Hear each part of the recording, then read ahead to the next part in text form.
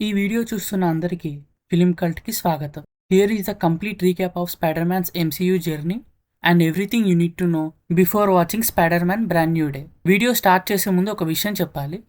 మార్వెల్‌లో ఉన్న ప్రతి యూనివర్స్‌కి ఒక స్పెషల్ నెంబర్ ఉంటుంది. అవెంజర్స్ ఉన్న యూనివర్స్‌ని ఎర్త్ 616 అని పిలుస్తారు. Now let's begin. Captain America civil war. Avengers చాలాసార్లు ప్రపంచాన్ని కాపాడినా కూడా వాళ్ళు చేసిన బ్యాటిల్స్ వల్ల చాలా డిస్ట్రక్షన్ జరుగుతుంది.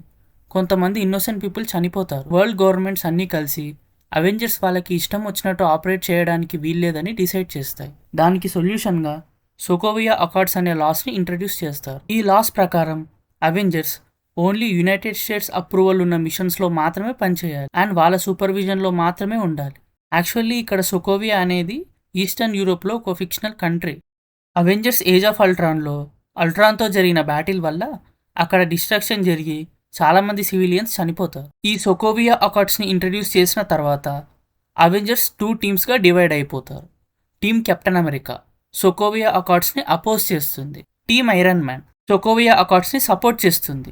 కెప్టెన్ అమెరికా టీంని ఆపడానికి ఇంకో పవర్ఫుల్ హీరో కావాల్సి వస్తుంది.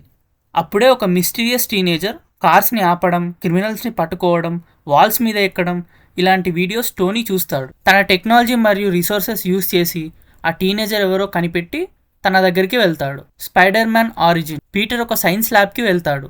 అక్కడ జెనెటికల్లీ ఇంజనీర్డ్ స్పైడర్ ఒకటి పీటర్ని కుట్టడం వల్ల అతనికి సూపర్ పవర్స్ వస్తాయి.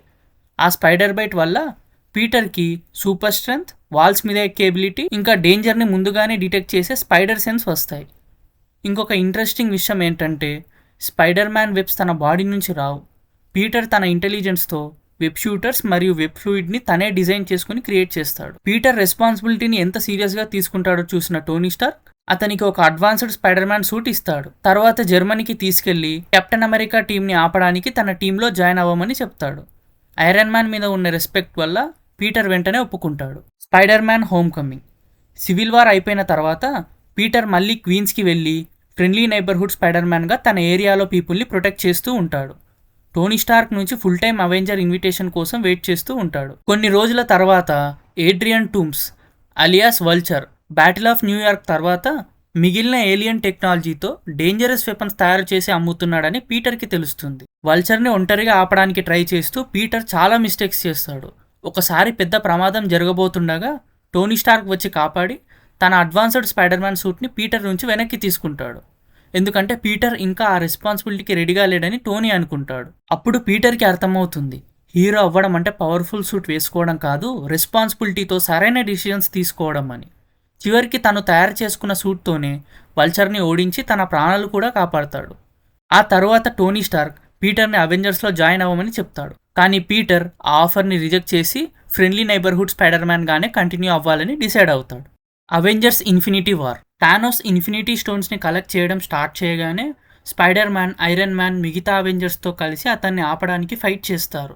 కానీ థానోస్ని ఆపలేకపోతారు. చివరికి థానోస్ అన్ని ఇన్ఫినిటీ స్టోన్స్ని కలెక్ట్ చేసి చిటిక వేయగానే యూనివర్స్లో ఉన్న సగం మంది ప్రజలు మాయమైపోతారు, స్పైడర్ మ్యాన్తో సహా. Avengers end game. 5 సంవత్సరాల తర్వాత అవెంజర్స్ ఇన్ఫినిటీ స్టోన్స్ని యూజ్ చేసి మాయమైన అందరినీ తిరిగి తీసుకొస్తారు. స్పైడర్ మ్యాన్ కూడా మళ్ళీ తిరిగి వచ్చి థానోస్ మీద జరిగే యుద్ధంలో మిగతా అవెంజర్స్తో కలిసి ఫైట్ చేస్తాడు. చివరికి అవెంజర్స్ థానోస్ని ఓడిస్తారు. కానీ యూనివర్స్ని కాపాడడానికి టోనీ స్టార్క్ తన ప్రాణాలు త్యాగం చేస్తాడు. Spider man far from home. Tony Stark చనిపోయిన తర్వాత పీటర్ ఆ బాధ నుంచి బయటకు రాలేకపోతాడు.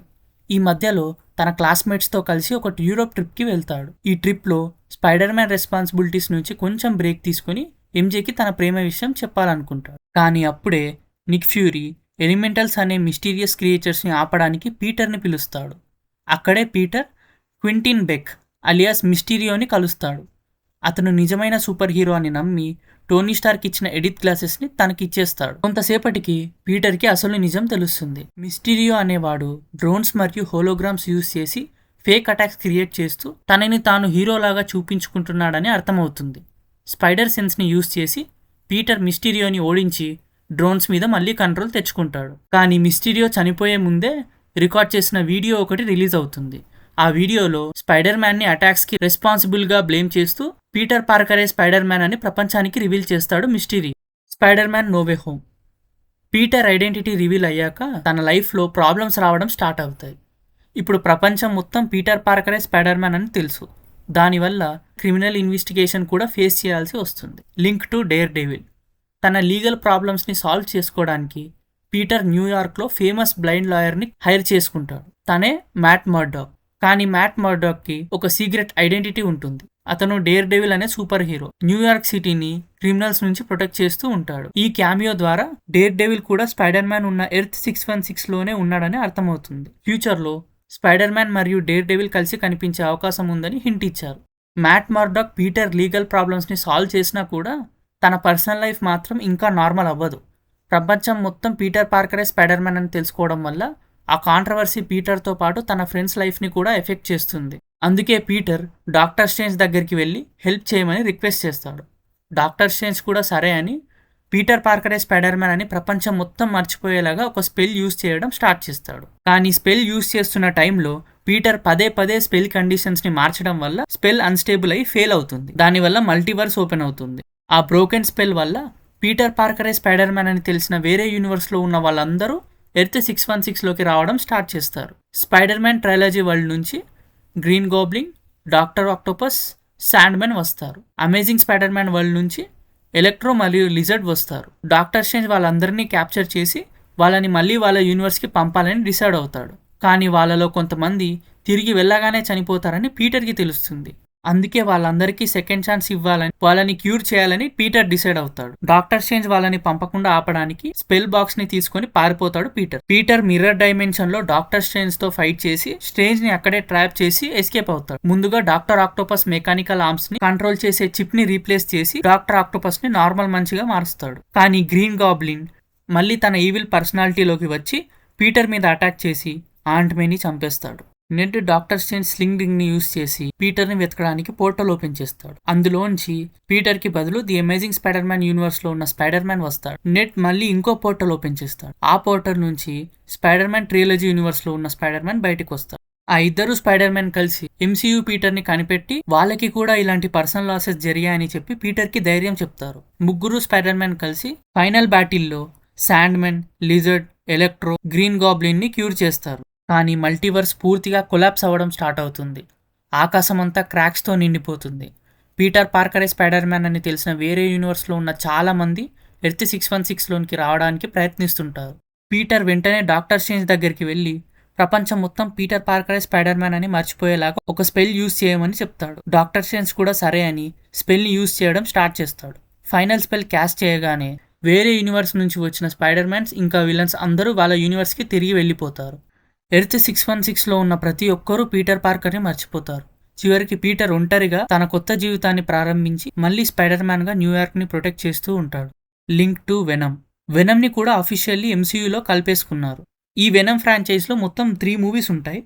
ఈ 3 పార్ట్స్ పైన ఫుల్ లెంత్ వీడియో చేస్తాం తర్వాత. వాటి గురించి తెలుసుకునే ముందు మీరు ఫస్ట్ సింబయోట్ అంటే ఏంటో తెలుసుకోవాలి. సింబయోట్ అనేది క్లింటర్ అనే ప్లానెట్ నుంచి వచ్చిన ఒక లివింగ్ ఏలియన్ ఆర్గానిజం. అది ఒక హోస్ట్తో బాండ్ అయితే ఆ హోస్ట్కి super strength, speed, healing, shape shifting powers వస్తాయి. వెనమ్ ఫస్ట్ పార్ట్లో లైఫ్ ఫౌండేషన్ అనే సైంటిఫిక్ రీసెర్చ్ కంపెనీ కొన్ని ఏలియన్ సింబయాట్స్ని ఎర్త్కి తీసుకొస్తుంది. వాటిలో ఒక సింబయాట్ ఎస్కేప్ అయ్యి ఎడీ బ్రాక్తో బాండ్ అవుతుంది. అలా వెనమ్ అనే పవర్ఫుల్ యాంటీ హీరో క్రియేట్ అవుతాడు. మొదట్లో ఎడ్డీ మరియు వెనమ్ ఇద్దరు ఒకరితో ఒకరు అడ్జస్ట్ అవ్వలేకపోతారు. కానీ తర్వాత పార్ట్నర్స్ అయ్యి రయోట్ అనే డేంజరస్ సింబయాట్ని ఓడించి ఎర్త్ని కాపాడతారు. Venom Let There Be Carnage మూవీలో serial killer Cletus Kasady Carnage అనే సింబయాట్తో బాండ్ అవుతాడు. చివరికి ఎడ్డీ మరియు వెనమ్ కలిసి కార్నేజ్ని ఓడిస్తారు. ఈ మూవీ పోస్ట్ క్రెడిట్ సీన్లో వెనమ్ ఒక విషయం చెప్తాడు. సింబయాట్స్ అన్ని మల్టీవర్సల్ హైవ్ మైండ్తో కనెక్ట్ అయి ఉంటాయి. అంటే ఒక యూనివర్స్లో ఉన్న సింబయాట్కి తెలిసిన ఇన్ఫర్మేషన్ వేరే యూనివర్స్లో ఉన్న సింబయాట్స్కి కూడా తెలుస్తుంది. స్పైడర్ మ్యాన్ ట్రియాలజీ యూనివర్స్లో ఉన్న వెనమ్ పీటర్ పార్కరే స్పైడర్ మ్యాన్ అని తెలుసుకుంటుంది. అందుకే ఎడ్డీతో బాండ్ అయిన వెనమ్ సింబయాట్కి కూడా ఆ విషయం తెలుస్తుంది. దానివల్ల స్పైడర్ మ్యాన్ నో వే హోమ్లో డాక్టర్ స్ట్రేంజ్ స్పెల్ ఫెయిల్ అయినప్పుడు పీటర్ పార్కరే స్పైడర్ మ్యాన్ అని తెలిసిన వాళ్ళందరితో పాటు ఎడ్డీ మరియు వెనమ్ కూడా ఎర్త్ 616లోకి వస్తారు. చివరికి డాక్టర్ స్ట్రేంజ్ ఫైనల్ స్పెల్ని యూజ్ చేసిన తర్వాత ఎడ్డీ మరియు వెనమ్ వాళ్ళ ఒరిజినల్ యూనివర్స్కి తిరిగి వెళ్ళిపోతారు. కానీ ఇక్కడే ఒక ట్విస్ట్.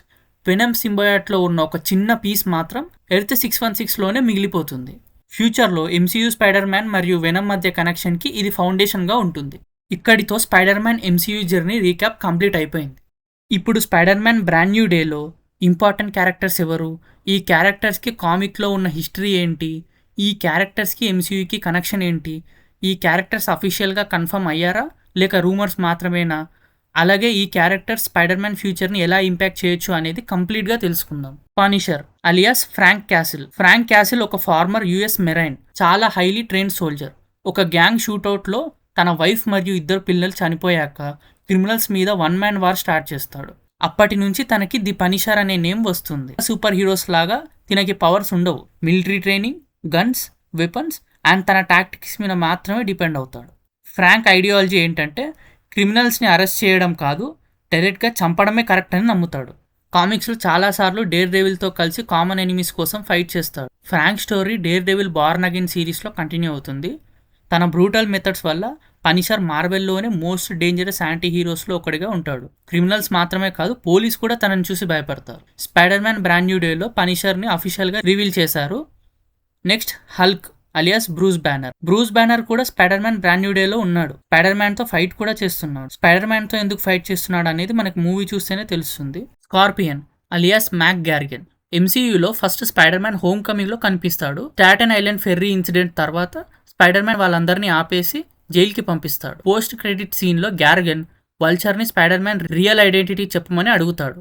కానీ స్పైడర్ మ్యాన్ తన లైఫ్ని సేవ్ చేయడం వల్ల వల్చర్ చెప్పడు.